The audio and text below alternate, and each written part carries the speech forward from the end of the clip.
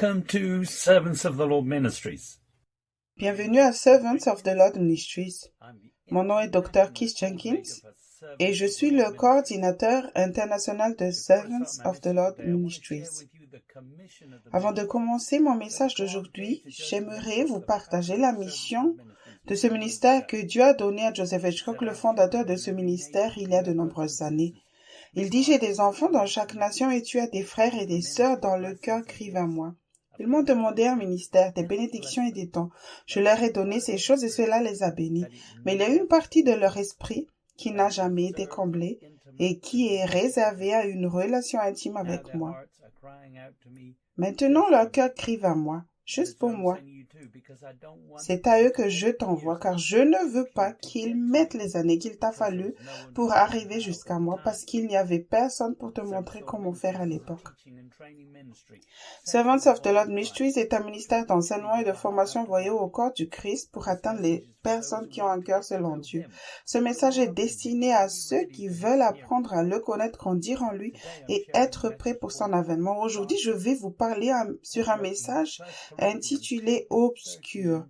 Paul a écrit dans 1 Corinthiens 13, versets 11 à 12. C'est 1 Corinthiens 13, je vais lire le verset 11. Lorsque j'étais enfant, je parlais comme un enfant, je pensais comme un enfant, je raisonnais comme un enfant. Lorsque je suis devenu homme, j'ai fait disparaître ce qui était de l'enfant. Verset 12. Aujourd'hui, nous voyons au moyen d'un miroir d'une manière obscure. Mais alors, nous verrons face à face. Aujourd'hui, je connais en partie, mais alors je connaîtrai comme j'étais connu. Le mot obscur dans Strong est le numéro 135 qui vient d'un autre mot qui veut dire, dans son premier sens, un obscur énigme, c'est-à-dire abstraitement l'obscurité, sombrement. Dans la Living Bible, 1 Corinthiens 13, versets 11 à 12 dit, c'est comme ça. Quand j'étais enfant, je parlais, je pensais, je raisonnais comme un enfant. Mais lorsque je suis devenu un homme, mes pensées se sont développées, bien au-delà de celles de mon enfance. Et maintenant, j'ai mis de côté les choses enfantines. De la même façon, nous ne pouvons voir et comprendre que peu de choses sur Dieu aujourd'hui, comme si nous regardions son reflet dans un pauvre miroir, mais un jour, nous le verrons dans sa complétude, face à face. Aujourd'hui, tout ce que je sais est flou et trouble, mais alors je verrai tout clairement, tout aussi clairement que Dieu voit dans mon cœur en ce moment. Le mot obscur peut être traduit par flou. Paul décrivait les Corinthiens comme des bébés. Leurs besoins étaient satisfaits lorsqu'ils s'humiliaient et criaient vers Dieu. Paul lui avait abandonné ce comportement et ne cherchait pas d'excuses à son manque de croissance spirituelle. Paul se trompait lui-même, suivant une voie qui lui paraissait juste lors de sa rencontre avec Jésus. Il a bien réagi à la conviction. Il a pris un nouveau départ en s'appuyant sur la conviction et le Saint-Esprit pour parvenir à la vérité. Si tu suis le Christ, la conviction devrait avoir un degré de priorité élevé dans ta vie. Salomon a écrit dans Proverbe 3, versets 3 et 4. C'est Proverbe chapitre 3, je lis le verset 3. Que la bonté et la fidélité ne t'abandonnent pas, lis-les à ton cou, écris-les sur la table de ton cœur. Verset 4. Tu acquerras ainsi de la grâce et une raison saine aux yeux de Dieu et des hommes. Le mot raison dans Strong est le numéro 7922. Est tiré d'un autre mot qui veut dire intelligence, par implication réussie, discrétion, connaissance, politique, prudence, sens, compréhension, sagesse, sage. Les personnes spirituellement sages dotées de discrétion et de connaissance s'appuient sur la miséricorde et la parole de vérité pour se repentir des mauvais fruits qui se manifestent sur le chemin étroit. Ceux qui n'aiment pas la conviction et la correction n'ont qu'une sagesse terrestre. La grâce et la miséricorde dont tu fais l'expérience chaque jour sont le fruit de ta propre humilité et du châtiment que tu as subi toi-même en suivant le Christ. Paul a écrit dans 2 Timothée 2, verset 15. C'est 2 Timothée chapitre 2, je lis le verset 15. Efforce-toi de te présenter devant Dieu comme un homme éprouvé, un ouvrier qui n'a point à rougir, qui dispense droitement la parole de la vérité. Dans le livre Réveillez-vous, le temps touche à sa fin, volume 2, Grandir spirituellement au chapitre 1. Qui es-tu? Page 15 à 16, Joseph Hitchcock écrit. Lorsque vous êtes sage et que vous obéissez à ce que Dieu dit, les fruits divins commencent à se manifester. Des changements se produisent d'abord dans votre attitude à l'égard du Seigneur. Votre façon de penser change. Cela fait partie du processus qui permet au Saint-Esprit de faire son œuvre en vous. Il change ce que vous croyez, ce que vous pensez et votre façon d'agir pour qu'il soit en accord avec la parole de Dieu. Généralement, ce qui fonctionne à partir du domaine naturel aboutissent à une conclusion qu'ils croient être la vérité. S'ils trouvent des écritures claires qui contredisent leurs croyances, leur raisonnement les rejette.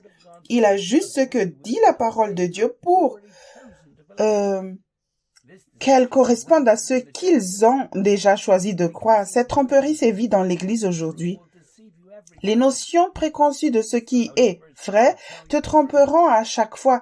C'est au Saint-Esprit qu'il incombe de vous dire la vérité. Vous devez vous efforcer de vous montrer digne de Dieu, un ouvrier qui n'a pas à rougir de sa réputation en dispensant droitement la parole de vérité, comme il écrit dans 2 Timothée 2, verset 15.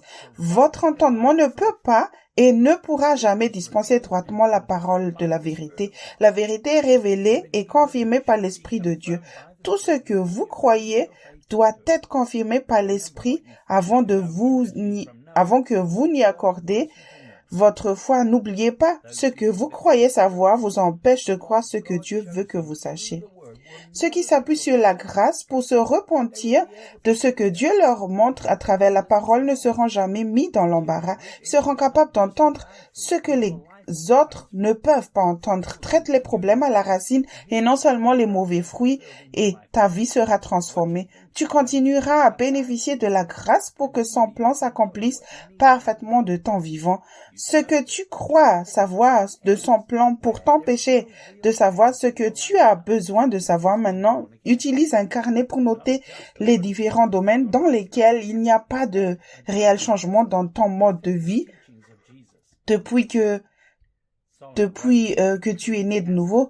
N'adapte pas la parole de Dieu à ton mode de vie, mais adapte plutôt ton mode de vie aux enseignements de Jésus. Salomon a écrit dans l'Ecclésiaste chapitre 12, versets 11 à 14. C'est l'Ecclésiaste chapitre 12, je commence par le verset 11.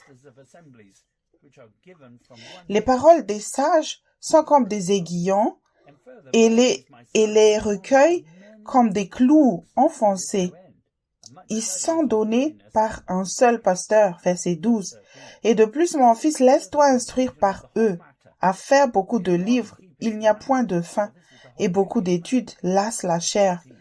Verset 13. Écoute la fin de tout ce qui a été dit. Crains l'Éternel, crains Dieu, et garde ses commandements, car c'est là le tout de l'homme. Verset 14. Car Dieu amènera toute œuvre en jugement, avec tout ce qui est caché, soit bien, soit mal. Noah Webster, 1828, définit l'aiguillon comme quelque chose d'indicatif, de stimulant, d'instigateur, de poussant vers l'avant ou d'éveillant par toute chose piquante, sévère, irritante ou enflammée. Il a été aiguillonné par des remarques sarcastiques ou par des injures, aiguillonné par le désir ou une autre passion. Si tu ne comprends pas quelque chose d'important maintenant dans ta relation avec Dieu, c'est uniquement parce que tu sais Dieu de maître. Salomon, en tant que roi, a utilisé la richesse pour comprendre beaucoup de choses grâce au savoir. Il en a conclu que les meilleures informations sont les paroles piquantes, sévères ou irritantes qui sortent de la bouche de ceux qui entendent sa voix comme des brebis qui suivent le grand berger. Il a dit à son propre fils de ne pas perdre de temps à faire de nombreux livres basés sur autre chose, de craindre Dieu et de garder ses commandements. Salomon a également écrit dans Proverbe 3, verset 5, « Confie-toi en l'Éternel de tout ton cœur et ne t'appuie pas sur ta sagesse. » Le mot « sagesse » dans Strong est le numéro 998 tiré d'un autre mot qui veut dire compréhension, connaissance connaître parfaitement, compréhension, sagesse. Les personnes charnelles croient que leur propre compréhension est parfaite, même avec toutes leurs hypothèses non fondées. Dieu est fidèle aux promesses de sa parole, alors quand elles cesseront de fonctionner, tout le monde se rendra compte de ses erreurs et se repentira. Si tu es têtu, Dieu peut être encore plus têtu que toi.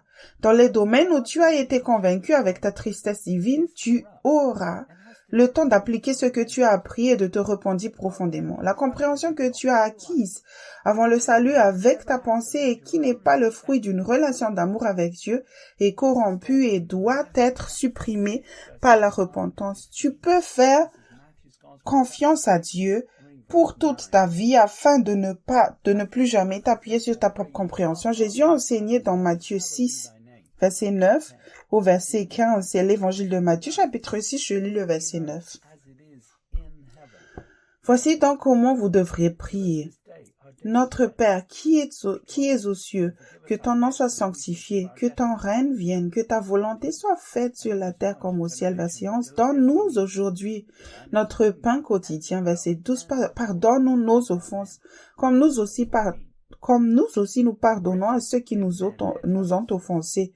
Verset 13. Ne nous induis pas en tentation, mais délivre-nous du malin, car c'est à toi qu'appartiennent dans tous les siècles le règne, la puissance et la gloire. Amen. Verset 14. Si vous pardonnez aux hommes leurs offenses, votre Père céleste vous pardonnera aussi. Verset 15. Mais si vous ne pardonnez pas aux hommes, votre Père ne vous pardonnera pas non plus vos offenses. Tu as été choisi pour représenter le royaume de Dieu sur terre. Le péché est tout ce qui est contraire à la volonté parfaite de Dieu en pensée, en but ou en action. Pour être son représentant, tu ne devrais pas prendre les choses personnellement lorsque les autres te maltraitent, se rébellant ainsi contre Dieu. Garde ton cœur ouvert à ceux qui ont besoin de se repentir. Rappelle-toi que tu as obtenu la grâce et la miséricorde de te repentir profondément des mensonges auxquels tu as par amour de ta chair. Son royaume est ici maintenant par l'Esprit pour ceux qui veulent entendre, faire confiance et obéir, même quand les autres font ce qu'ils veulent quand ils le veulent. Tes besoins quotidiens sont satisfaits par la prière, l'écoute et l'obéissance à Dieu. Demande à Dieu de ne pas te conduire dans des domaines où il y a un risque de perdre quelque chose d'éternel au profit de quelque chose de temporel. Tu n'as pas besoin de te délivrer du mal, car il peut le faire par ta prière et ton obéissance à ses instructions.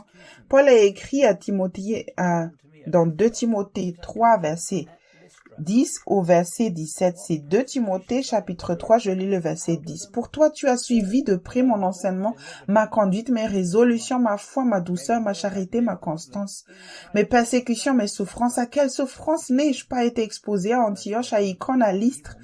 Quelle persécution n'ai-je pas supportée et le Seigneur m'a délivré de toutes. Verset 12. Or, tous ceux qui veulent vivre pieusement en Jésus-Christ seront persécutés.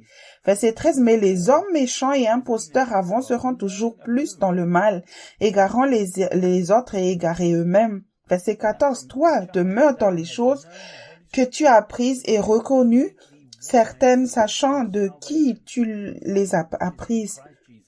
Verset 15. Dès ton enfance, tu connais les saintes lettres qui peuvent te rendre sage à salut par la foi en Jésus-Christ. Verset 16. Toute écriture est inspirée de Dieu et utile pour enseigner, pour convaincre, pour corriger, pour instruire dans la justice. Verset 17. Afin que l'homme de Dieu soit accompli et propre à toute bonne œuvre. Paul avait été délivré en écoutant Dieu dans de nombreuses situations compliquées, mais il a dit à Timothée qu'il devait étudier parce que les choses allaient empirer. Lorsque ta communication avec Dieu cesse de fonctionner, tu dois suivre les instructions de Dieu et te repentir. Timothée connaissait les Écritures, mais il n'était pas suffisamment convaincu. Tu ne peux pas être sage pour le salut si tu es encore sage à tes propres yeux. La conviction et la correction te prépareront à ce pourquoi Dieu va t'utiliser ensuite. Nous lisons dans Actes 14, verset 22. C'est Actes 14, verset 22. Fortifiant l'esprit des disciples, les exhortant à persévérer dans la foi et disant que c'est par beaucoup de tribulations qu'il nous faut entrer dans le royaume de Dieu. Sois prêt à supprimer les raisons pour lesquelles tu t'appuies encore sur ta propre compréhension par crainte de quelques règles de quelques légères afflictions. Les fondations des disciples qui voyageaient avec Paul ont été ébranlées. Paul a dû confirmer qu'il suivait encore le Christ après avoir été lapidé, présumé mort. Paul écrit dans Romains 14, versets 17 et 18. C'est Romains chapitre 14, verset 17. Car le royaume de Dieu, ce n'est pas le manger et le boire, mais la justice, la paix et la joie par le Saint-Esprit. Verset 18. Celui qui sert Christ de cette manière est agréable à Dieu et approuvé des hommes. Dans le livre Réveillez-vous, le temps touche à sa fin, volume 2, Grandir spirituellement, au chapitre 7 sur la joie de mon salut, aux pages 114 à 115, Joseph Hitchcock écrit. Il y a des années, je travaillais dans le domaine de la sécurité. Je travaillais dans un grand restaurant en plein air. Mon travail consistait à empêcher les gens de s'asseoir sur les voitures et à faire respecter les règles de l'établissement. Je devais faire face à des gangs de trafiquants de drogue. Je croyais que j'allais être tué en faisant ce que Dieu m'avait dit de faire. Lorsque j'ai finalement eu une confrontation sérieuse, je n'ai pas seulement eu la paix qui surpasse toute compréhension, j'ai eu la joie. La présence de Dieu est venue sur moi de manière forte alors que je faisais face à 25 hommes qui avaient l'intention de me tuer. Tout ce que je voulais, c'était rire, mais la situation n'était pas amusante. J'ai fait face au chef de gang qui était un homme costaud et j'ai essayé de ne pas grimacer. Je n'ai ressenti ni peur ni terreur. Je lui ai dit de respecter les règles ou de partir. Il m'a répondu qu'il ne ferait ni l'un ni l'autre. Je lui ai répondu qu'il n'avait pas le choix, qu'il devait faire l'un ou l'autre. Le chef a dit, « Tu es fou, je peux claquer des doigts et tu es mort. » J'ai répondu, « Vas-y, tue-moi. Quand tu le feras, le propriétaire appellera la police. Ils viendront et vous arrêteront. De toute façon, tu t'en vas. » Il était tellement en colère que ses veines ressortaient sur son cou et son visage. Tout à coup, la peur s'est emparée de lui. Il a agité la main en l'air et tous ont couru vers leur moto et sont partis. Je suis resté là dans la paix et la joie à me demander ce qui s'était passé. J'ai toujours eu la réputation d'être calme sous la pression, mais cette situation a dépassé ce que je pensais être possible. C'est incroyable comme tu peux entendre le Seigneur dire quelque chose dans une situation menaçante parce que tu as sa paix. Tu n'as pas sa paix. Si tu n'as pas sa paix, ton esprit essaiera de trouver une autre solution pour faire face à la situation. Je n'avais pas de pensée ou de plan alors que j'affrontais la bande parce que je savais que Dieu avait promis de s'occuper de moi. Le royaume de Dieu est sur terre depuis le jour de la Pentecôte pour aider tous ceux qui servent et représentent Dieu sur terre. Dans les situations compliquées, le royaume fournit numéro 1, la justice qui vient directement en demandant à Dieu ce qu'il faut faire. Numéro 2, une paix éternelle qui dépasse tout entendement. Et numéro 3, la plénitude de la joie pour ceux qui en ont besoin en abondance. Tu seras approuvé pour servir de façon acceptable avec ces 3 choses. Quelle est ton excuse pour ne pas servir avec l'aide du royaume de Dieu maintenant? Il n'y a que des raisons pour lesquelles tu ne peux pas être utilisé dans le royaume de Dieu sur terre et elles peuvent être supprimées par la repentance. Paul a écrit dans 1 Corinthiens 10, versets 21 à 23. C'est 1 Corinthiens chapitre 10, je commence par le verset 21. Vous ne pouvez boire la coupe du Seigneur et la coupe des démons. Vous ne pouvez participer à la table du Seigneur et à la table des démons. Verset 22. Voulons-nous provoquer la jalousie du Seigneur? Sommes-nous plus forts que lui? Verset 23. Tout est permis, mais tout n'est pas utile. Tout est permis, mais tout n'édifie pas. Tu as été recréé à l'image du Christ pour ne plus décider de ce qui est légal dans n'importe quelle situation. En ces derniers jours, le diable peut diriger tes chemins par la chair. Si tu ne reconnais pas Dieu dans toutes tes voies, boire la coupe du Christ consiste à faire ce que le Père veut, même si cela signifie se soumettre à une autorité corrompue, être faible et mal à l'aise. Le diable veut simplement que tu fasses ce que tu veux quand tu le veux et que tu écoutes ta chair. Paul écrit dans 2 Corinthiens 13, verset 7 au verset 10. C'est 2 Corinthiens, chapitre 13. Je lis le verset 7. Cependant, nous prions Dieu que vous ne fassiez rien de mal, non pour paraître nous-mêmes approuvés, mais afin que vous pratiquiez ce qui est bien et ce que nous soyons comme reprouvés. Verset 8. Car nous n'avons pas de puissance contre la vérité, nous n'en avons que pour la vérité. Verset 9. Nous nous réjouissons lorsque nous sommes faibles, tandis que vous êtes forts, et ce que nous demandons dans nos prières, c'est votre perfectionnement. Verset 10, c'est pourquoi j'écris ces choses, étant absent, afin que présent, je n'ai pas à user de rigueur, selon l'autorité que le Seigneur m'a donnée pour l'édification et non pour la destruction. Grâce à la repentance, les Corinthiens sont redevenus forts dans la foi après avoir été corrigés par Paul, mais il leur a dit de ne pas faire le mal. Ils voyaient bien qu'ils n'avaient pas encore les bases nécessaires pour faire face à ce qui allait suivre. Paul ne faisait rien contre la vérité dans sa vie, même s'il était faible. Il subissait plus de pression et apprenait à dépendre de Dieu dans de nouveaux domaines de sa vie. Si tu prends ta croix chaque semaine, chaque mois ou en cas de crise, tu ne seras pas prêt pour la suite, pour être Seigneur et Sauveur. Jésus a dû devenir faible. Il a dû tout abandonner. Il a dû venir sur terre sous une forme humaine. Il a dû être rejeté par son propre peuple. Endurer la croix et mourir à ta place publiquement comme un criminel. Lorsque Jésus a donné sa vie sur la croix, le Père l'a ressuscité pour prouver que le Christ n'était pas un reprouvé, un retranché. Jésus a dit dans Matthieu 6, verset 24 au verset 34, c'est l'évangile de Matthieu, chapitre 6, je commence par le verset 24. Nul ne peut servir de maître, car où il haïra l'un et aimera l'autre, où il s'attachera à l'un et méprisera l'autre. Vous ne pouvez servir Dieu et maman. Verset 25, c'est pourquoi je vous dis, ne vous inquiétez pas pour votre vie de ce que vous mangez, ni pour votre corps, de quoi vous serez vêtus. La vie n'est-elle pas plus que la nourriture et le corps plus que le vêtement? Verset 26, regardez les oiseaux du ciel. Ils ne sèment ni ne moissonnent et n'amassent rien dans des greniers. Et votre Père céleste les nourrit. Ne valez-vous pas beaucoup plus que? Verset 27, qui de vous, par ses inquiétudes, peut ajouter une coudée à la durée de sa vie? Verset 28, et pourquoi vous inquiétez au sujet du vêtement? Considérez comment croissent les lys des champs. Ils ne travaillent ni ne filent. Verset 29. Cependant, je vous dis que Salomon, même dans toute sa gloire, n'a pas été vêtu comme l'un d'eux. Verset 30. Si Dieu revêt ainsi l'herbe des champs qui existe aujourd'hui et qui demain sera jeté au four, ne vous vêtira-t-il pas à plus forte raison, gens de peu de foi? Verset 31. Ne vous inquiétez donc point et ne dites pas que mangerons-nous, que boirons-nous, de quoi serons-nous vêtus? Verset 32.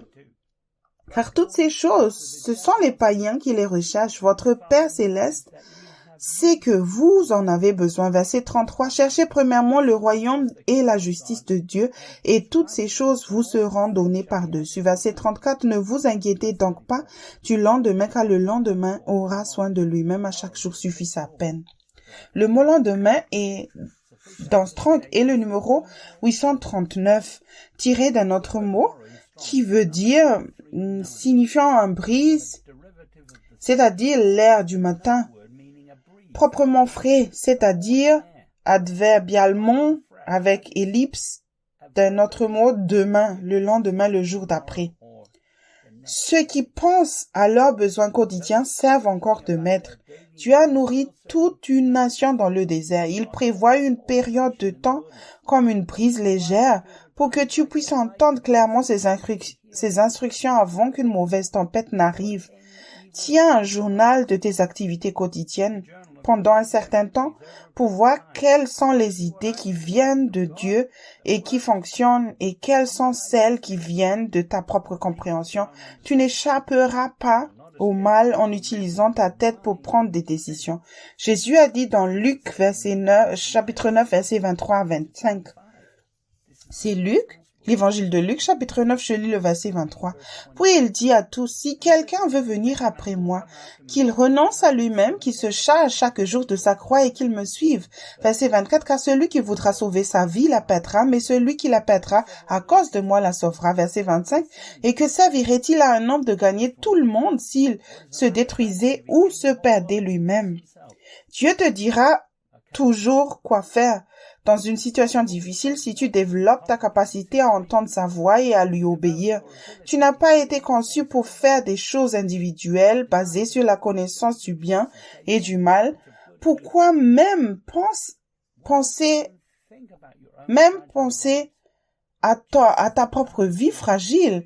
Jésus est mort pour que tu puisses choisir une vie contrôlée par l'esprit et c'est tout. Dans la Bible amplifiée édition classique, Luc 9, verset 23 dit, « Et il dit à tous, si quelqu'un veut venir après moi, qu'il renonce à lui-même, se renier, s'oublier, se perdre de vue et perdre de vue ses propres intérêts, se refuser et s'abandonner, qu'il prenne sa croix chaque jour et qu'il me suive, s'attacher fermement à moi, se conformer entièrement à mon exemple dans la vie et s'il le faut dans la mort aussi. » Écoute tes propres intérêts, tes désirs, tes rêves et tes idées et tu deviendras un retranché.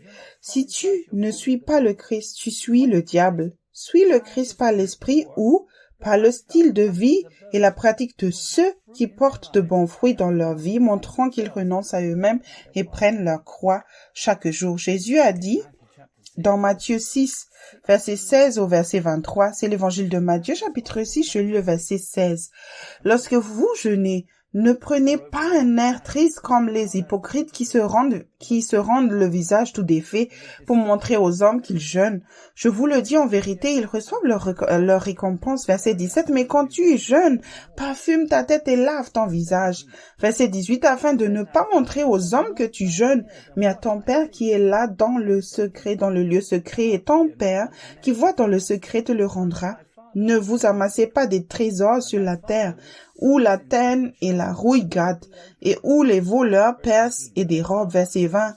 Mais amassez-vous des trésors dans le ciel, où la teigne et la roue ne détruisent point, et où les voleurs ne percent ni dérobent. Verset 21. Car là où est ton trésor, là aussi sera ton cœur.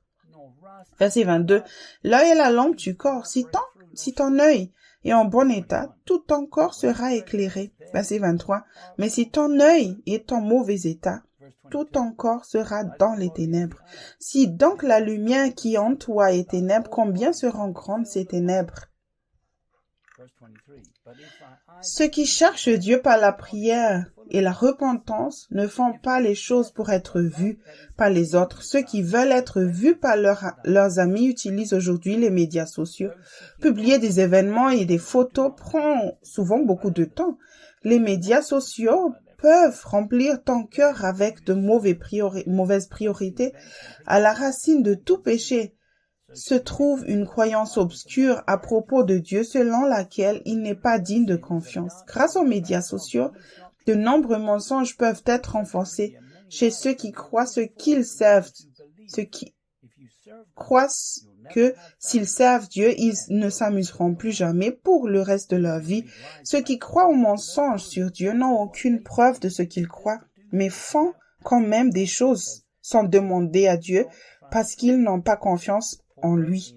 Paul a écrit dans 1 Timothée 6, verset 6 au verset 9, c'est 1 Timothée chapitre 6, je lis le verset 6. C'est en effet une grande source de gain que la piété avec le contentement, verset 7, car nous n'avons rien apporté dans le monde et il est évident que nous n'en pouvons rien emporter. Verset 8, si donc nous avons la nourriture et le vêtement, cela nous suffira. Verset 9, mais ceux qui veulent s'enrichir tombent dans la tentation, dans le piège et dans beaucoup de désirs insensés et pernicieux qui plongent les hommes dans la ruine et la perdition. La piété est un nom abstrait tiré du mot divin. Il signifie piété étant état d'humilité, croyance en Dieu et révérence pour son caractère et ses lois. Noah Webster 1828 définit comme suit. Numéro 1, une vie religieuse, une observation attentive des lois de Dieu et l'accomplissement des devoirs religieux procédant de l'amour et de la révérence pour le caractère et les commandements divins, l'obéissance chrétienne. Numéro 2, la révélation, le système du christianisme. Avec de fausses priorités, tu seras toujours mécontent. La piété est un état d'humilité, d'écoute et d'obéissance à Dieu par toute forme de communication ou de conviction. Ceux qui ont la piété et le contentement ont acquis les bonnes choses et n'ont pas été corrompus par les gains terrestres. Dans la Message Bible, 1 Corinthiens 13, versets 11 à 12 dit « Lorsque j'étais un nourrisson au sein de ma mère, je gazouillais et roucoulais comme n'importe quel nourrisson. Quand j'ai grandi, j'ai quitté ces habitudes de nourrisson pour de bon. Nous ne voyons pas encore les choses clairement, nous plissons les yeux dans le brouillard, nous regardons à travers la brume, mais le temps ne tardera pas à s'éclaircir et le soleil à briller. Nous verrons tout aussi clairement que Dieu nous voit. Nous le connaîtrons directement comme il nous connaît. Le processus d'attachement entre les parents et un enfant implique certaines expressions et émotions visibles au début afin de procurer des sentiments de sécurité. Tout le monde a besoin d'être rassuré lorsqu'il est bébé, mais il y a un temps et un lieu pour tout.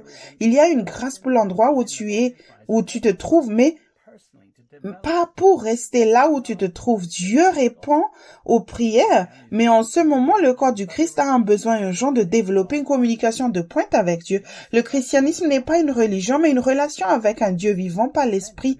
Sois honnête quant à tes réactions dans les situations compliquées et réponds-toi si nécessaire.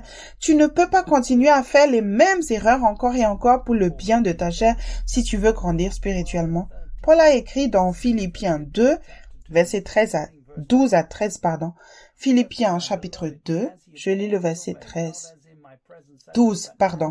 Ainsi, mes bien-aimés, comme vous avez toujours obéi, travaillez à votre salut avec crainte et tremblement, non seulement comme en ma présence, mais bien plus encore maintenant que je suis absent. Verset 13. Car c'est Dieu qui produit en vous le vouloir et le faire, selon son bon plaisir. Dans la Bible amplifiée édition classique, Philippiens 2, verset 12 dit « C'est pourquoi, mes chers, de même que vous avez toujours obéi à mes suggestions, de même, maintenant, non seulement avec l'enthousiasme dont vous feriez preuve en ma présence, mais bien plus encore parce que je suis absent, travaillez, cultivez, mettez en œuvre jusqu'au but et achevez pleinement votre propre salut avec révérence, crainte et tremblement, défiance de soi, avec une sérieuse prudence, une tendresse de conscience, une vigilance contre la tentation, en reculant timidement devant tout ce qui pourrait offenser Dieu et discréditer le nom du Christ. Dieu a donné à chacun une conscience au cas où tu n'aurais pas fait ce qui est juste et bon. Ceux qui ne servent pas le Christ de manière acceptable périront. Quelle est la raison pour laquelle tu n'as pas appris à obéir à l'Esprit maintenant que tu es né de nouveau? Sois fidèle à la vérité sous la pression qu'il permet pour le bien de ton appel. Paul a écrit dans 1 Timothée 4, verset 8 au verset 11 et 1 Timothée chapitre 4, je lis le verset 8. Exerce-toi à la piété, car l'exercice corporel est utile à peu de choses, tandis que la piété est utile à tout, ayant la promesse de la vie présente et de celle qui est à venir. Verset 9, c'est là une parole certaine et entièrement digne d'être reçue. Verset 10, nous travaillons en effet et nous combattons parce que nous mettons notre espérance dans le Dieu vivant, qui est le sauveur de tous les hommes, principalement des royaumes. Verset 11, déclare ces choses et enseigne-les. Le Saint-Esprit peut fixer des délais incroyables à ceux qui vivent par la foi en se régnant eux-mêmes. Si tu fais des erreurs, tu peux recommencer l'exercice dans des conditions similaires. Utilise la paix de Dieu pour garder ta pensée tranquille sous la pression afin que le Saint-Esprit puisse faire tomber des pensées dans ton esprit. Demande plus tard à Dieu de te montrer les endroits où tu ne l'as pas consulté sous la pression. Ne cherche pas d'excuses pour être en retard même de quelques minutes si tu te repens des œuvres mortes. Timothée a reçu l'ordre d'enseigner la piété de cette manière pour le bien de ceux qui font confiance à Dieu sur le chemin étroit. Paul a écrit dans 1 Timothée chapitre 3 verset 16. Et 1 Timothée chapitre 3, je lis le verset 16. Et sans contredit, Le mystère de la piété est grand. Celui qui a été manifesté en chair, justifié par l'Esprit, vu des anges, prêché aux gentils, cru dans le monde, élevé dans la gloire. Le mot mystère dans Strong est le numéro 3466 tiré d'un autre mot qui veut dire un secret ou un mystère, par l'idée de silence imposé par l'initiation au rite religieux mystère. Dans la Bible amplifiée édition classique, 1 Timothée 3, verset 16 dit « Et nous confessons que la vérité cachée, le secret mystique de la piété est grande, importante et pesante. C'est-à-dire Dieu a été rendu visible dans la chair humaine, justifié et justifiable dans le Saint-Esprit. Il a été vu par les anges, prêché parmi les nations, cru dans le monde et enlevé dans la gloire. Jérusalem était occupée par les Romains et les Juifs se contentaient d'exprimer une adhésion de pure forme à Dieu lorsque Jésus est venu la première fois.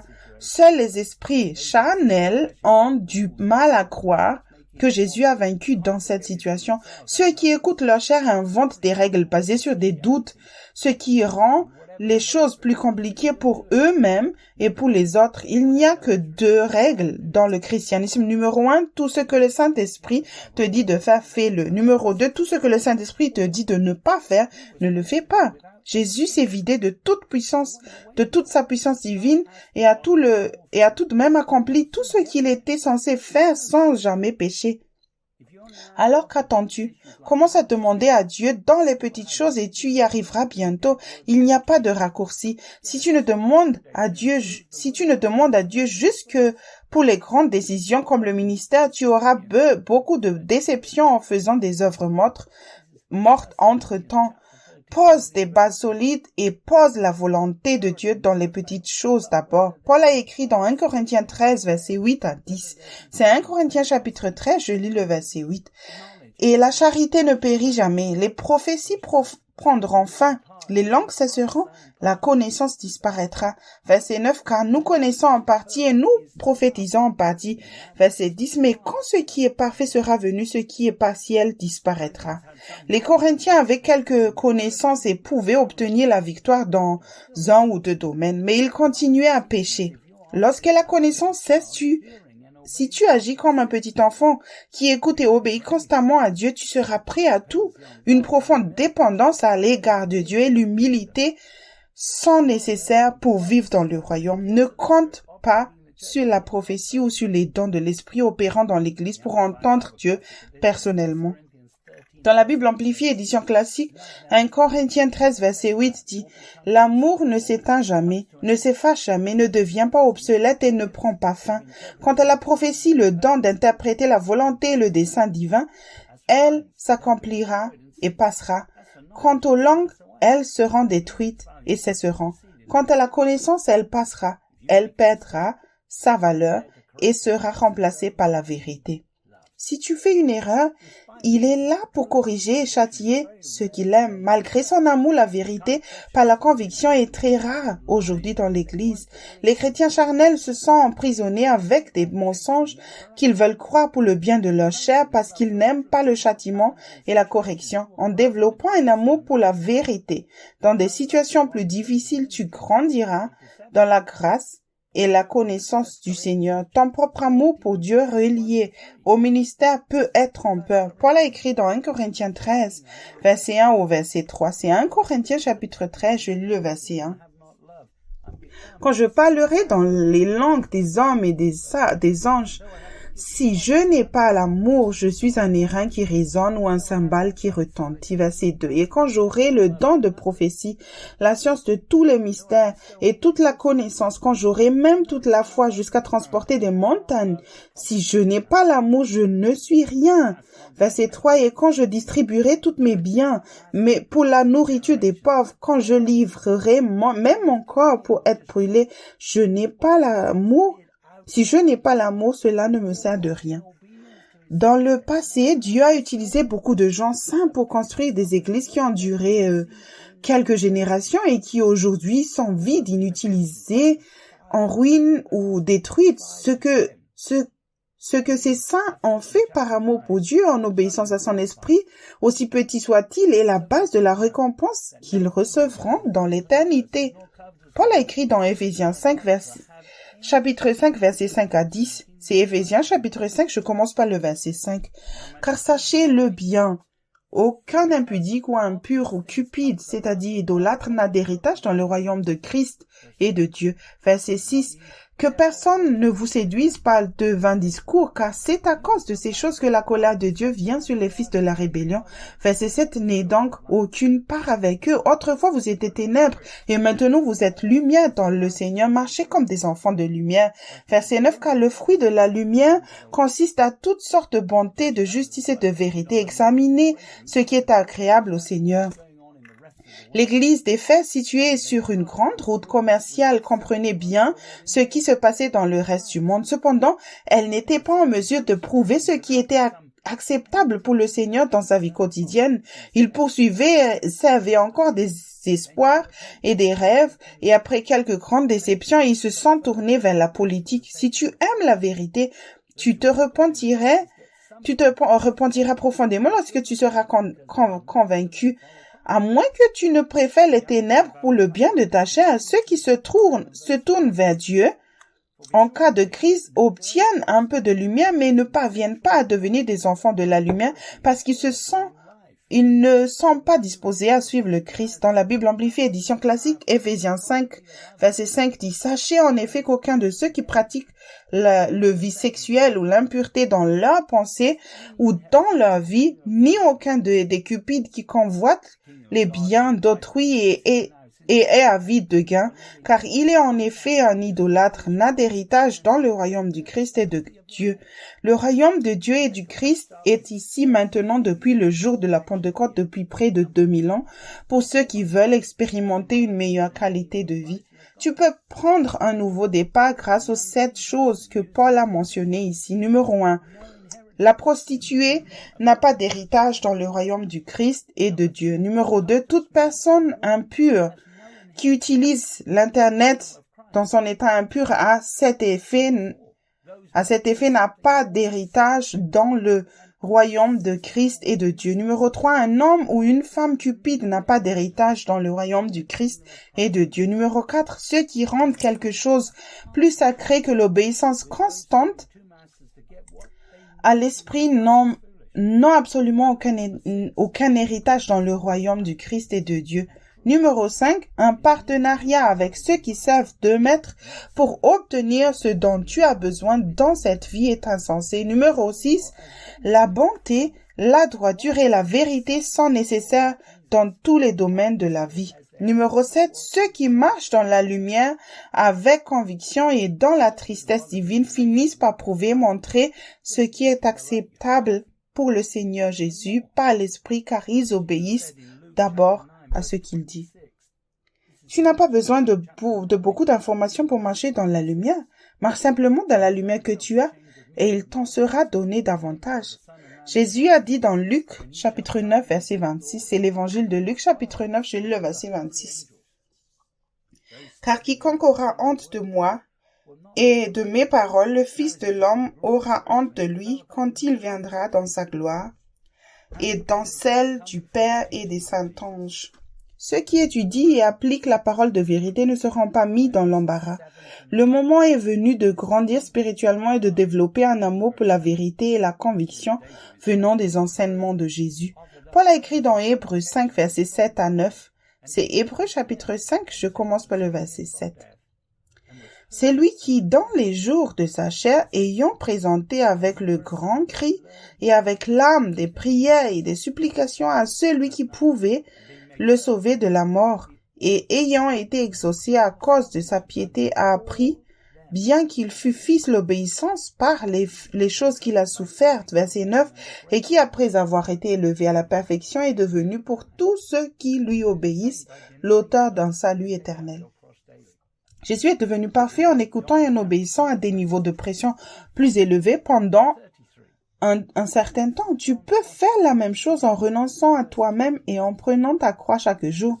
Nous lisons dans Jean chapitre 10, verset 23 au verset 33. C'est l'évangile de Jean, chapitre 10, je lis le verset 23. Et Jésus se promenait dans le temple sous sous la portique de Salomon. Verset 24, les Juifs l'entouraient et lui dirent, jusqu'à quand tiendras-tu notre esprit en suspense? Si tu es le Christ, dis-le-nous franchement. Verset 25, Jésus leur répondit, je vous l'ai dit, et vous ne croyez pas les œuvres que je fais au nom de mon Père rendent témoignage de moi.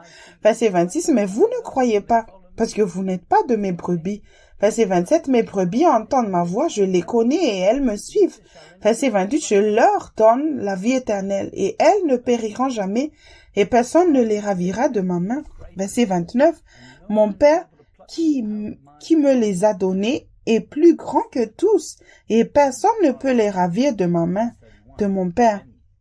Verset 30, moi et le Père, nous sommes un. Verset 31, alors les Juifs prirent de nouveau des pierres pour le lapider. Verset 32, Jésus leur dit, je vous ai fait voir plusieurs bonnes œuvres venant de mon Père pour laquelle me lapidez-vous. Verset 33, les Juifs lui répondirent, ce n'est point pour une bonne œuvre que nous te lapiderons, mais pour un blasphème, et parce que toi qui es un homme, tu te fais Dieu.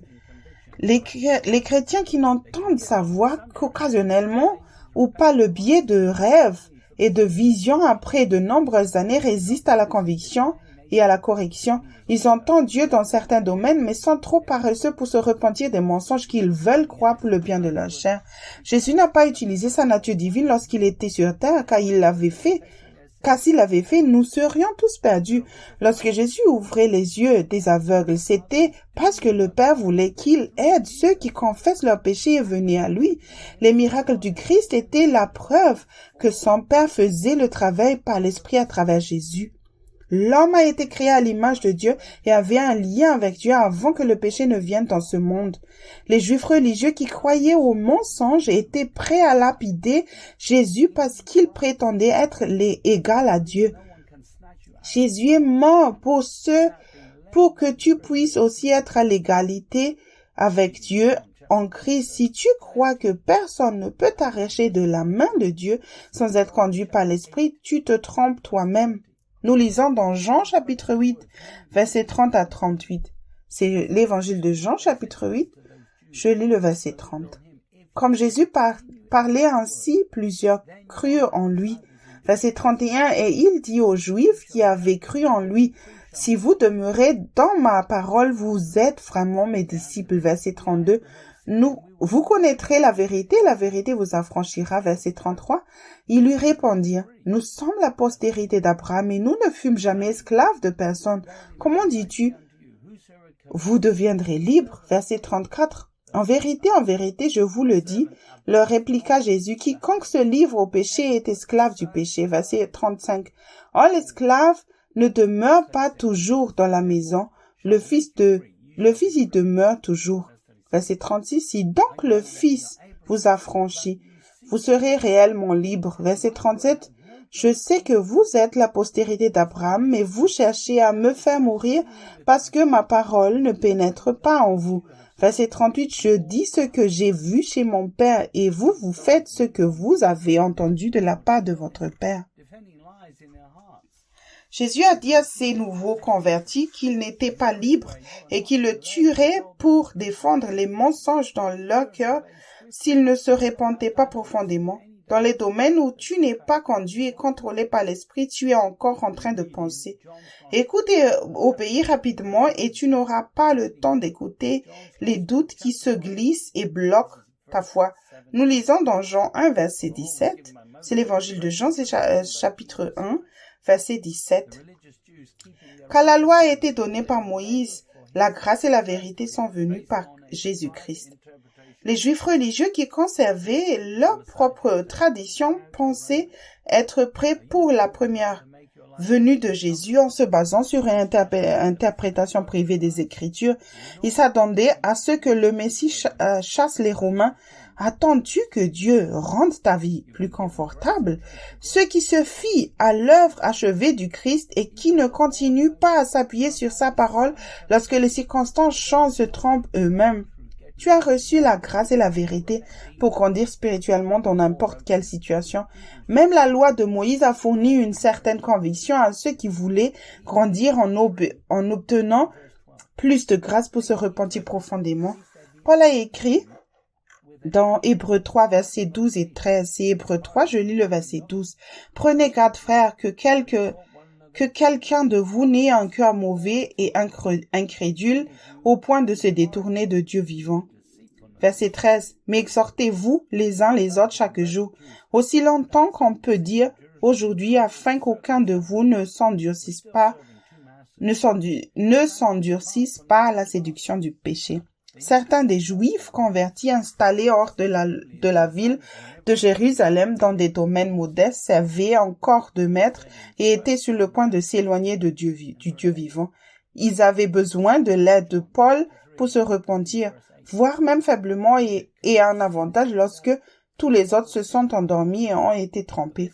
Jean a dit dans 1 Jean 3, verset 8, 1 Jean 3, verset 8, « Celui qui pêche est du diable, car le diable pêche dès le commencement. Le Fils de Dieu a apparu afin de détruire les œuvres du diable. » Jésus est le Père et la parole de vérité manifestée dans la chair envoyée pour supprimer toutes les excuses du péché construites sur des mensonges. Dieu n'est pas le problème, même le diable n'est pas le problème, c'est l'homme qui est le problème en se rébellant contre Dieu, en servant la chair au lieu de se soumettre à Dieu pour faire sa volonté parfaite par la grâce au moyen de la foi. Paul a écrit dans Romains 6, verset 17. C'est Romains chapitre 6, je lis le verset 17. « Mais grâce soit rendue à Dieu de ce que, après avoir été esclaves du péché, vous avez obéi de cœur à la règle de doctrine dans laquelle vous avez été instruits. Les doctrines de Jésus et celles d'un véritable apôtre qui te sont transmises doivent être acceptées de tout cœur comme la vérité jusqu'à preuve du contraire. Même avec le meilleur enseignant, ceux qui ont confiance en la chair se fient plutôt à leur discernement naturel et se trouvent des excuses pour désobéir au Saint-Esprit. Ceux qui sont humbles écoutent l'enseignant, suivent les instructions et ne font pas deux fois la même erreur. Pierre a écrit dans 1 Pierre 2, verset 1 à 5, c'est 1 Pierre chapitre 2, je commence par le verset 1. « Rejetant donc toute malice et toute ruse, la dissimulation, l'envie et toute médisance. » Verset 2. « Désirez comme des enfants nouveau-nés le lait spirituel et pur, afin que par lui vous croissiez pour le salut. » Verset 3. « Si vous avez goûté que le Seigneur est bon. » Verset 4. « Approchez-vous de lui, pierre vivante rejetée dans les hommes, mais choisie et précieuse devant Dieu. » Verset 5. « Et vous-même, comme des pierres vivantes, édifiez-vous pour former une maison spirituelle, un saint sacerdoce, afin d'offrir des victimes spirituelles agréables à Dieu par Jésus-Christ. » Le mot vivant dans Strong est le numéro 2198. Un verbe primaire, vivre, au sens propre ou au sens figuré, vie, pour un temps, vivre, vivant, vite. J'ai utilisé l'enseignement solide que j'ai reçu de Joseph Hitchcock, l'auteur du livre Mes brebis entendent ma voix pour devenir une pierre vivante. J'ai dû entendre et obéir sous la pression. Les choses suivantes doivent être éliminées pour devenir une pierre vivante en sa maison de la foi.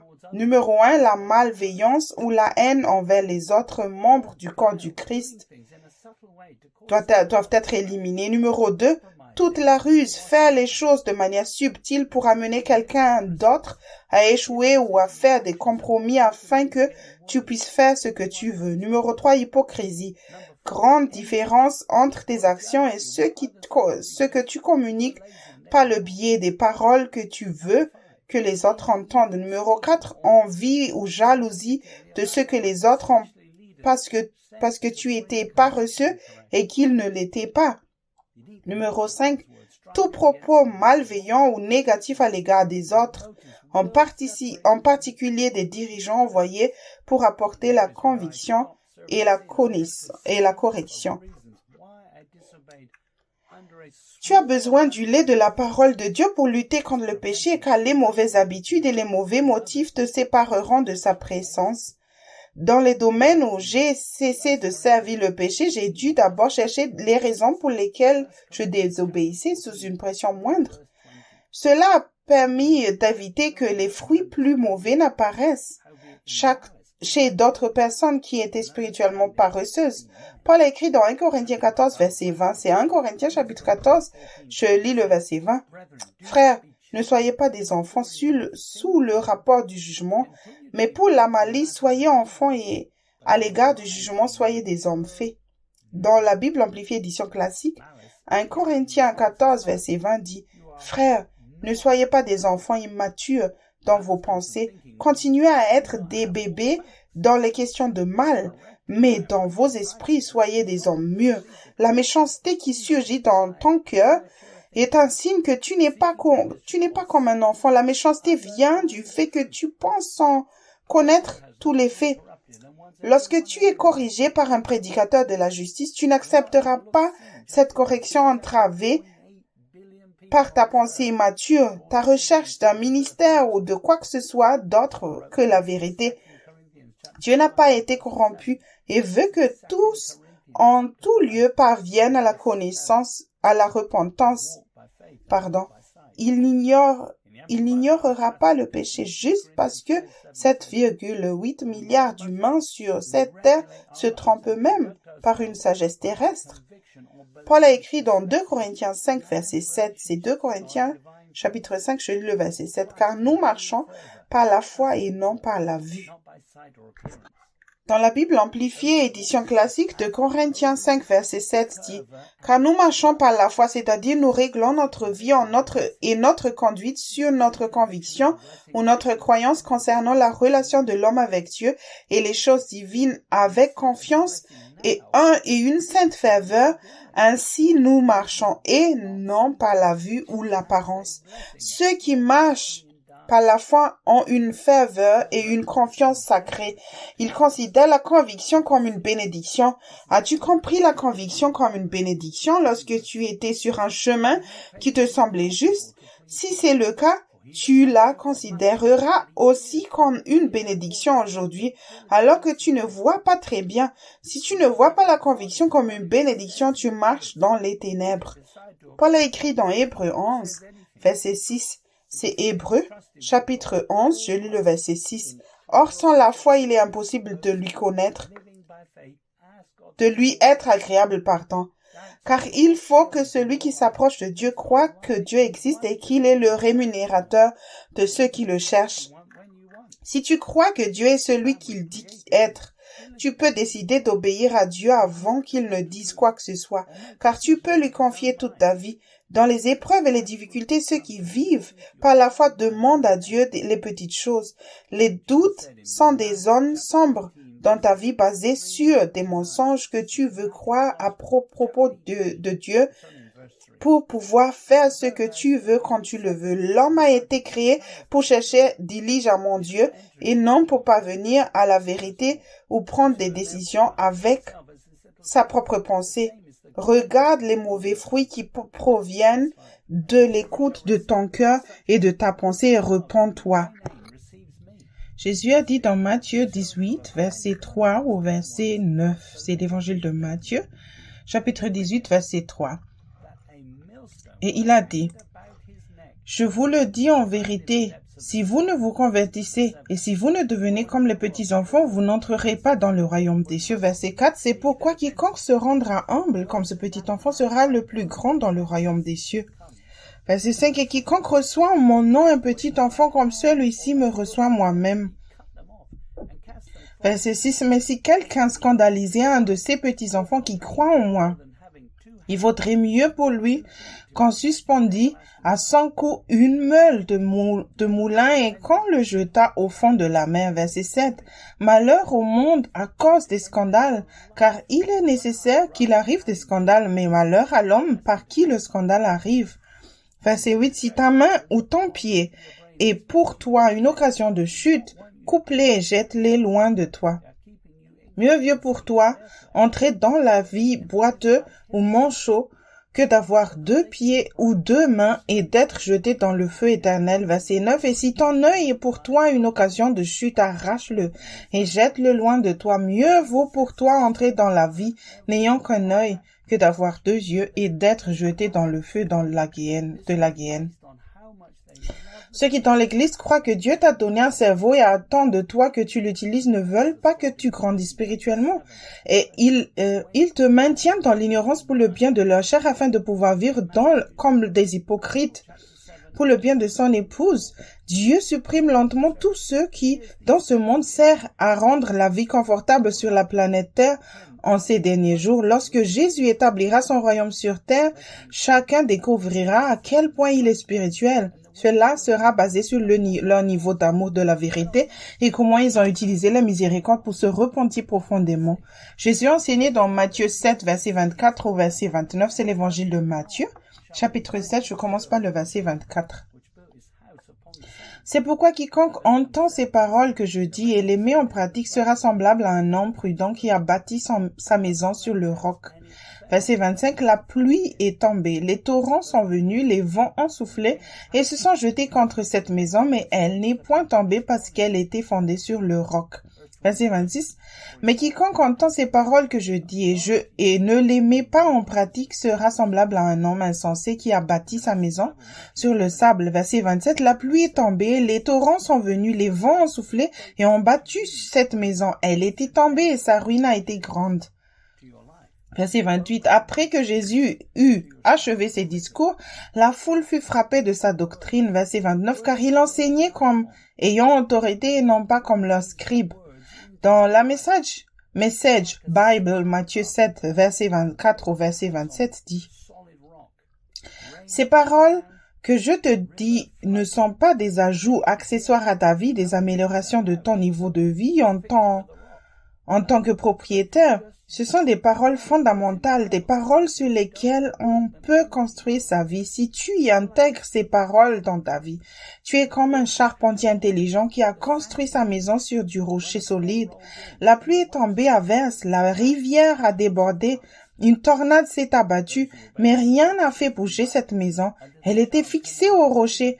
Mais si tu te contentes d'utiliser mes paroles dans les études bibliques et que tu ne les mets pas en pratique dans ta vie, tu es comme un charpentier stupide qui a construit sa maison sur une plage de sable quand une tempête est arrivée, et que les vagues sont montées, elle s'est effondrée comme un château de cartes. Ceux qui obéissent à l'esprit rapidement comme un petit enfant peuvent profiter des avantages de son royaume dès maintenant. Ceux qui ne demeurent pas dans son royaume à l'approche de la tempête seront balayés. Les doutes sont le fruit de l'utilisation du discernement naturel pour prendre des décisions. Salomon a écrit dans Proverbe 3, versets 7 à 8. C'est Proverbe chapitre 3, je lis le verset 7. Ne sois point sage à tes propres yeux, crains l'Éternel et détourne-toi du mal. Verset 8, ce sera la santé pour tes muscles et un rafraîchissement pour tes os. Dans la Bible amplifiée édition classique, Proverbe 3, versets 7 à 8 dit, ne soyez pas sages à vos propres yeux, craignez et adorez le Seigneur avec révérence et détournez-vous entièrement du mal. Ce sera la santé pour vos nerfs et vos tendons, la moelle et l'humidification pour vos os. La Living Bible, dans la Living Bible, Proverbe 3, versets 7 à 8 dit, ne sois pas prétentieux, sûr de ta propre sagesse. Au contraire, fais confiance au Seigneur et révère-le, et tourne le dos au mal. Lorsque tu feras cela, alors tu recevras un regain de santé et de vitalité. L'évangéliste Charles Finney, 1792 à 1875, savait dans son esprit ce que Dieu exigeait en termes de repentance, car il était avocat de profession. Il agonisait dans la prière car il savait qu'il ne pouvait pas aider Dieu et il s'en remettait au Saint-Esprit pour s'assurer qu'il n'interférait pas avec le plan de Dieu et restait humble. Lors des réunions, Charles Finney laissait tomber la Bible ouverte et là où il mettait son doigt dans les pages, il commençait à lire et à prêcher. Il parlait pendant 2 à 3 heures et c'était toujours loin. Il essayait souvent d'enregistrer ce que Dieu disait à travers lui par la suite, mais le Seigneur ne lui a pas permis d'utiliser 2 fois la même prédication. David a écrit dans Psaume 37, chapitre 37, versets 5 à 8, c'est Psaume 37, Je commence par le verset 5. Recommande ton sort à l'Éternel. Mets en lui ta confiance et il agira. Verset 6. Il fera paraître ta justice comme la lumière et ton droit comme le soleil à son midi. Verset 7. Garde le silence devant l'Éternel et espère en lui. Ne t'irrite pas contre celui qui réussit dans ses voies, contre l'homme qui vient à bout de ses mauvais desseins. Verset 8. Laisse la colère, abandonne la fureur, ne t'irrite pas, ce serait mal faire. Dieu place ceux qui sont d'une droiture sans compromis sur un pied de lampe, comme Charles Finney, pour que d'autres les suivent. Les leçons spirituelles peuvent prendre du temps, comme le fait de faire confiance à Dieu de tout son cœur.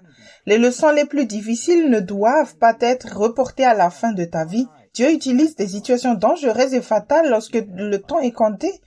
Lorsque les choses se terminent ainsi dans ta vie, tu sais que Dieu n'est pas le problème. Jésus a dit dans Marc, chapitre 9, versets 47 à 48, c'est l'évangile de Marc, chapitre 9, je lis le verset 47. Et si ton œil est pour toi une occasion de chute, arrache-le. Mieux vaut pour toi entrer dans le royaume de Dieu n'ayant qu'un œil que d'avoir deux yeux et d'être jeté dans la guéhenne. Verset 48, où leur verre ne meurt point et où le feu ne s'éteint point. Jésus a payé le prix pour que tu sois dirigé par l'Esprit et que tu le laisses prendre toutes les bonnes décisions.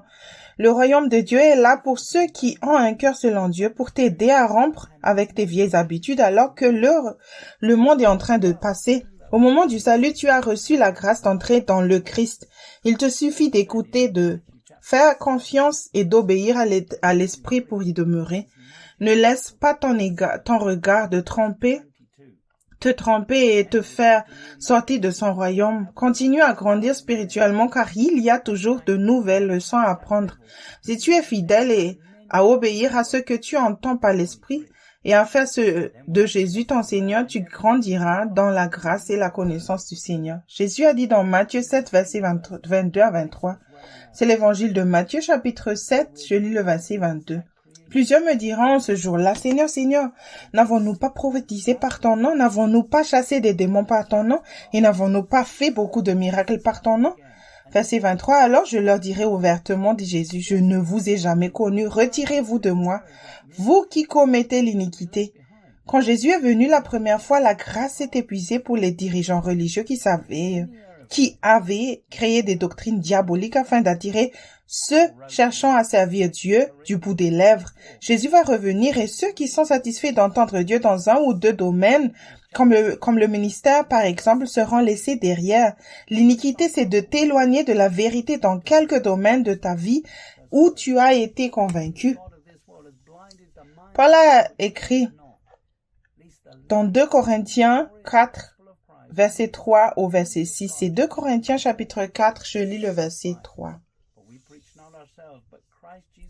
Si notre évangile est encore voilé, il est voilé pour ceux qui périssent. Verset 4. Pour les incrédules, dont le Dieu de ce siècle a aveuglé l'intelligence afin qu'ils ne vissent pas briller la splendeur de l'Église, de la gloire de Christ qui est l'image de Dieu. Verset 5.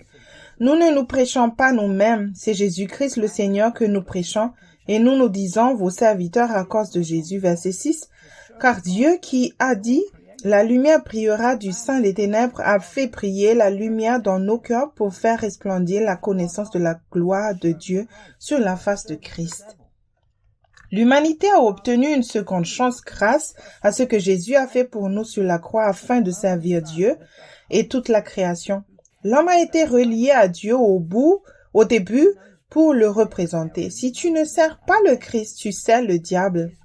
Le Père a prouvé qu'il était digne de confiance en dirigeant son propre Fils, venu avec le Saint-Esprit à l'image de la chair du péché. Il sait ce qu'il y a de mieux dans tous les domaines émotionnels et mentalement.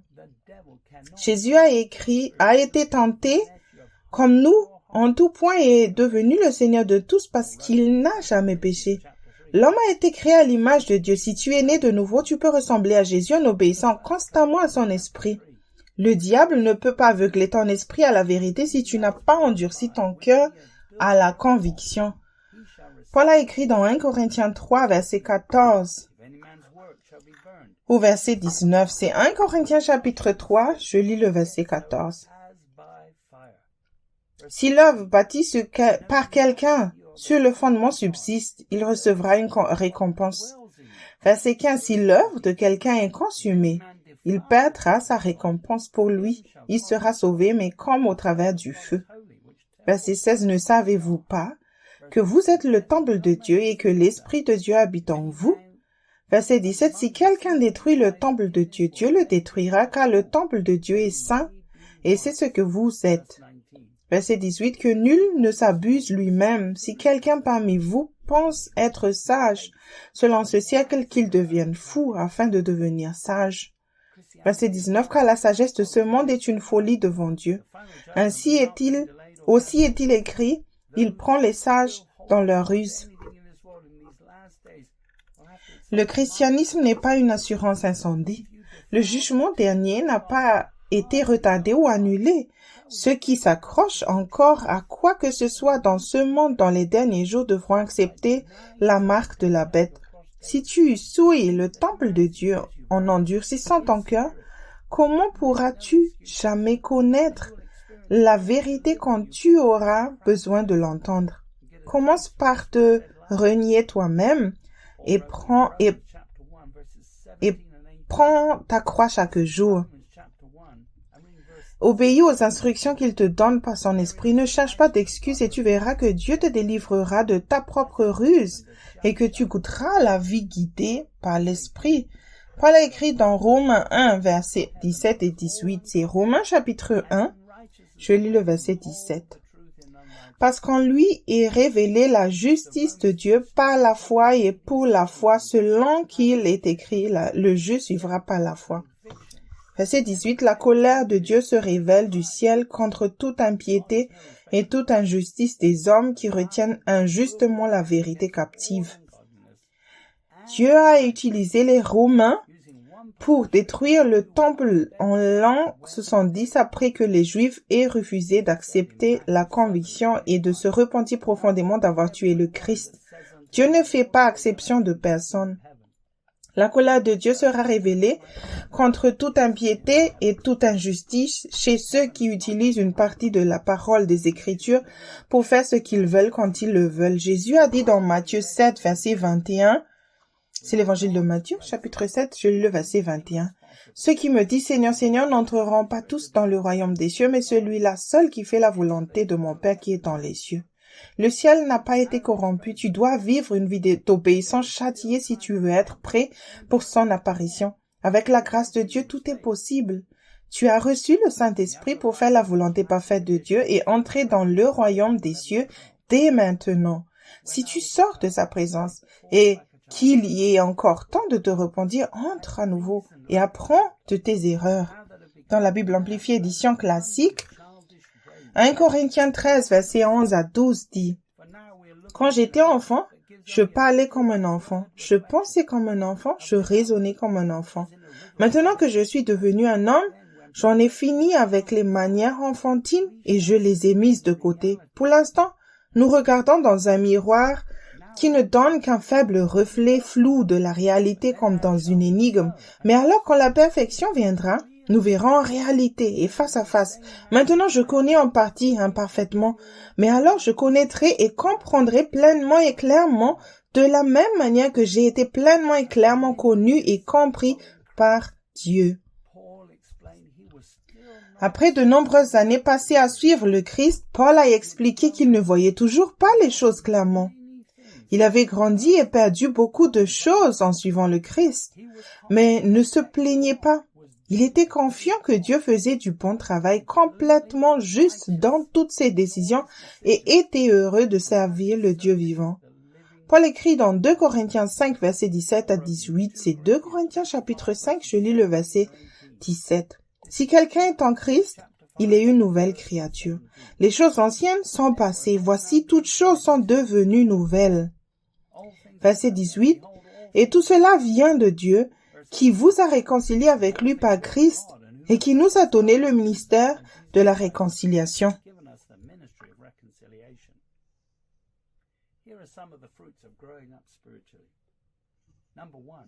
Voici quelques fruits de la croissance spirituelle. Numéro 1. Les choses anciennes continueront à disparaître grâce à une repentance profonde. Numéro 2, de nouvelles choses viendront à leur place par la grâce au moyen de la foi. Numéro 3, d'autres seront réconciliés avec Dieu grâce à l'expérience que tu donnes en suivant le Christ. Dieu contrôle tout, même si le diable est le Dieu de ce monde. Le royaume est là maintenant pour ceux qui veulent être contrôlés par l'esprit et tuer la chair. Seuls ceux qui suivent le Christ sont réconciliés avec Dieu. Paul a écrit à Timothée dans 2 Timothée, chapitre 2, verset 1 au verset 3, 2 Timothée 2, je lis le verset 1. Toi donc, mon enfant, fortifie-toi dans la grâce qui est en Jésus-Christ. Verset 2. Et ce que tu as entendu de moi, en présence de beaucoup de témoins, confie-le à des hommes fidèles qui soient capables de l'enseigner aussi à d'autres. Verset 3. Souffre avec moi comme un bon soldat de Jésus-Christ. Paul transmettait les leçons spirituelles qu'il avait apprises à d'autres personnes dans des situations compliquées. Il n'avait pas la richesse du roi Salomon, mais il suivait le grand berger.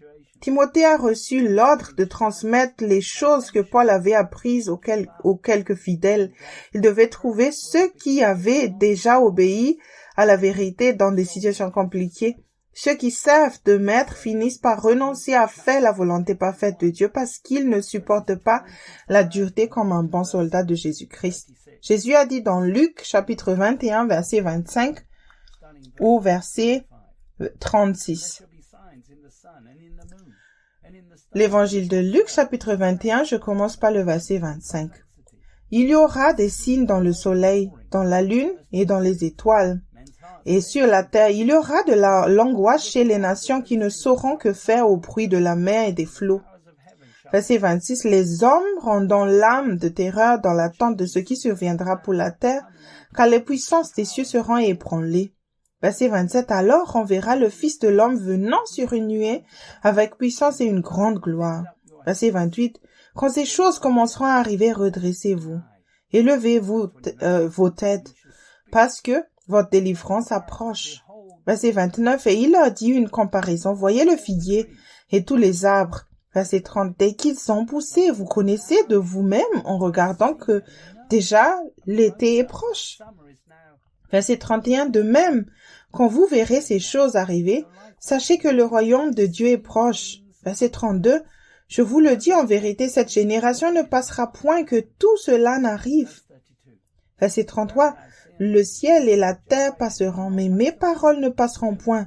Verset 34. Prenez garde à vous-même de craindre que vos cœurs ne s'apesanttissent par les excès du manger et du boire et par les soucis de la vie, et que ce jour ne vienne sur vous à l'improviste.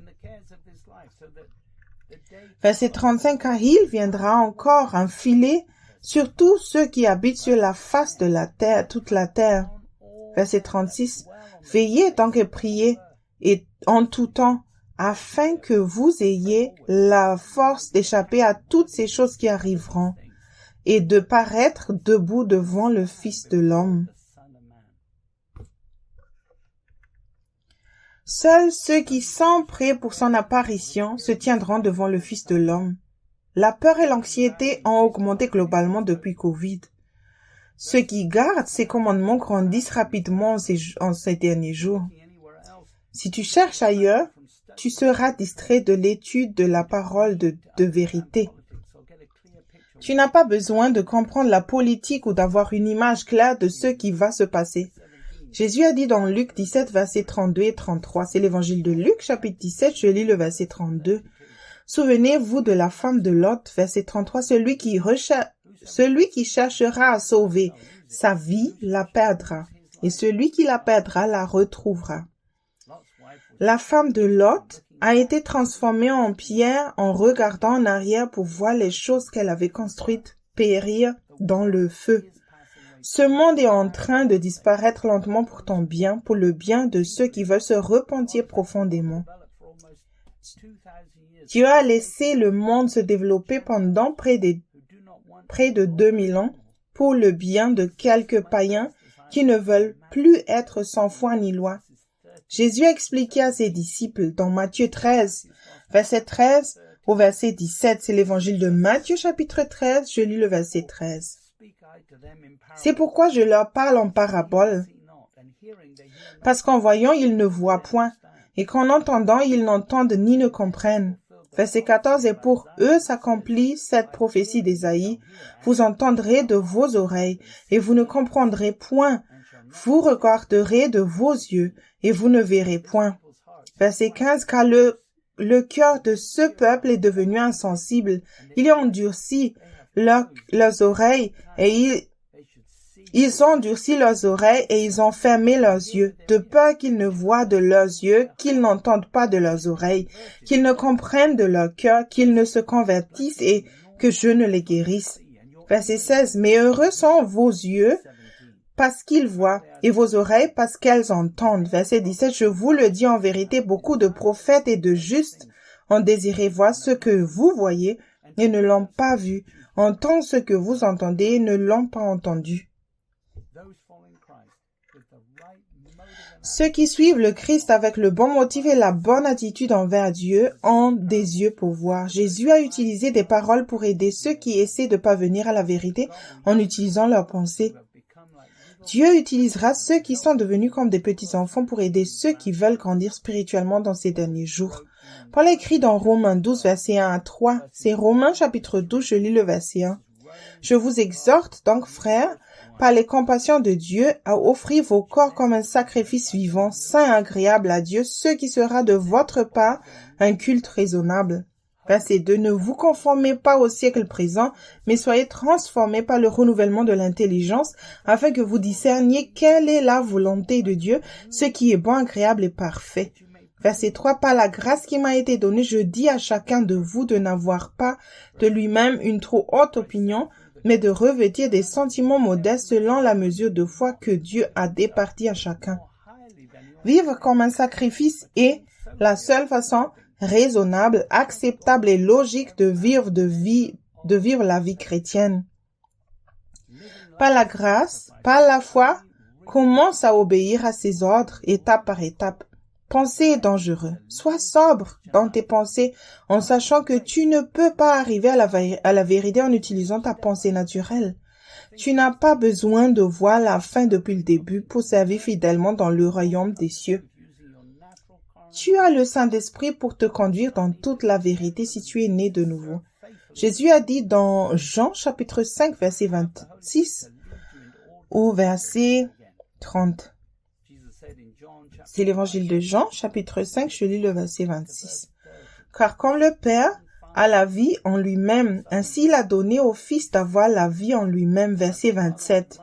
Et il lui a donné le pouvoir de juger parce qu'il est Fils de l'homme. Verset 28. Ne vous étonnez pas de cela, car l'heure vient où tous ceux qui sont dans les sépulcres entendront sa voix et en sortiront. Verset 29. Ceux qui auront fait le bien ressusciteront pour la vie, mais ceux qui auront fait le mal ressusciteront pour le jugement. Verset 30. Je ne puis rien faire de moi-même. Selon que j'entends, je juge, et mon jugement est juste, parce que je ne cherche pas ma volonté, mais la volonté de celui qui m'a envoyé. Jésus décidera qui est digne de faire partie de la première résurrection. Jésus n'a rien fait sans avoir d'abord entendu son Père par l'Esprit. Pour consulter ta propre intelligence, tu dois penser. Ceux qui commencent à réfléchir dans des situations compliquées ne sont pas aptes à gouverner et à régner avec le Christ. Débarrasse-toi de tes propres idées pour entendre, faire confiance et obéir à son opinion. Nous lisons dans Matthieu 13, versets 10 à 12. C'est l'évangile de Matthieu, chapitre 13. Je lis le verset 10. Les disciples s'approchèrent et lui dirent, « Pourquoi leur parles-tu en parabole ?» Verset 11, Jésus leur répondit, « Parce qu'il vous a été donné de connaître les mystères du royaume des cieux et que cela ne leur a pas été donné. » Verset 12, « Car on donnera à celui qui a, et il sera dans l'abondance, mais à celui qui n'a pas, on ôtera même ce qu'il a. » Dans le Message Bible, Matthieu 13, verset 10 à 11 dit, « Il m'a répondu, tu as eu un aperçu du royaume de Dieu. Tu sais comment il fonctionne. Tout le monde n'a pas ce don. cette compréhension, cela ne leur a pas été donné. Lorsque quelqu'un a un cœur prêt pour cela, les idées et les compréhensions coulent de source. Mais s'il n'est pas prêt, toute trace de réceptivité disparaît rapidement. Tu as reçu la capacité d'entendre, de connaître et de suivre le Christ maintenant. Tu as tous les outils qui sont venus dans le paquet du salut pour te sauver et servir dans son royaume. Paul a écrit dans 1 Corinthiens 13, verset 13. C'est 1 Corinthiens 13, je lis le verset 13. Maintenant donc ces trois choses demeurent, la foi, l'espérance, l'amour. Mais la plus grande de ces choses, c'est l'amour. Pour savoir comment développer une relation d'amour avec Dieu, lis le livre Comment grandir l'amour de Joseph Hitchcock. Ce monde est en train de disparaître, mais trois choses demeureront pour que chacun, où qu'il se trouve, ait la même possibilité de développer dès maintenant une relation parfaite avec Dieu. Dieu nous donne ses commandements auxquels nous devons obéir par l'intermédiaire de l'Esprit, afin que nous puissions lui exprimer notre amour en retour. Avec son amour pur, personne ne pourra plus jamais pécher. Commence par obéir à ses commandements à un certain niveau d'endurance, mais continue à obéir lorsque les circonstances changent ou que les commandements deviennent plus exigeants. De toute façon, son amour est éternel et n'est ni vaincu ni affecté par quoi que ce soit d'autre dans ce monde. Tu ne laisseras rien se mettre entre toi et ta relation avec Dieu et interrompre ta course. Son amour est absent de ton cœur lorsque tu pèches. Tu mets en colère, ou lorsque tu te mets en colère ou juges les autres. Jean a dit dans 1 Jean, chapitre 4, versets 16 et 17. C'est 1 Jean, chapitre 4, verset 16. Et nous avons connu l'amour que Dieu a pour nous, et nous y avons cru. Dieu est amour, et celui qui demeure dans l'amour demeure en Dieu, et Dieu demeure en lui.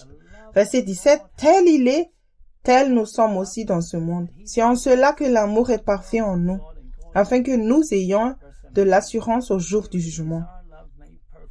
Dans le royaume des cieux, tout est fait par amour. Tout travail qui n'est pas motivé par l'amour de Dieu n'a pas de valeur éternelle. Crois-tu cela dans ton cœur?